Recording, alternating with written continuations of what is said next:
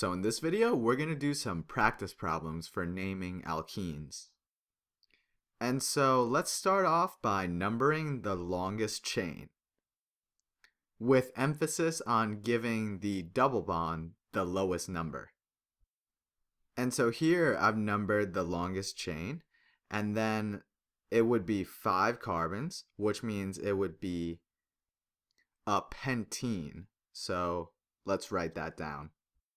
And so below I wrote pent 1-ene just to designate where the double bond is. And so now that we have that, we have to add the other functional groups. And so as you can see, we have 2 methyl groups on the 2 and 4 carbons. So that would give us a 2,4-dimethyl. And then after you have that, you accounted for all of the molecule. You essentially just put them together. So the name of this molecule would be 2,4-dimethyl pent 1-ene.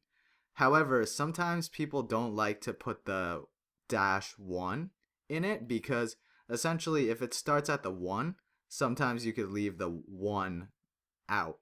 So then it would also be correct to write it as 2,4-dimethyl pentene. And so with these naming problems, I really like to break it down into its different parts and then put it together. I think that helps. And so let's do a few more. And so let's try this problem.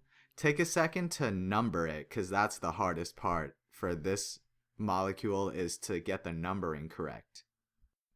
Keep in mind that we have to give the double bond the lowest number. And so now I'm going to just do it out and number it.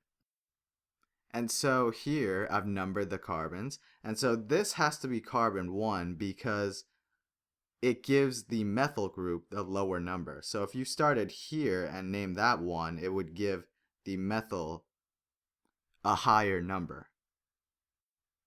And so far you would have a cyclohexene. And so let's write that down. So you would have a cyclohex-1-ene. I just decided to put the 1 in it just so we can clarify. One thing to remember is that the number that you put into the cyclohex-1-ene, that number is going to be the lower number, since the double bond here is between the 1 carbon and 2 carbons, so it's always going to be the lower number. And so now we have to account for the rest of the functional groups. So you have a tert-butyl group over there, and then you have a methyl group over there on the 1 carbon. And so let's account for that. And so you would have 5 tert-butyl, 1 methyl. And remember, it's ordered like that because of the alphabetical order. And so the tert part doesn't count. So butyl starts with a B, comes before methyl, which starts with an M. And so that's why it's that order. And so now let's put it all together to get the final name. And so the name of this molecule would be 5-tert-butyl, 1-methyl cyclohex-1-ene. And so pretty much I think it's easiest if you break it down and then try and name each part of the molecule and then put it all together. That's what works best for me.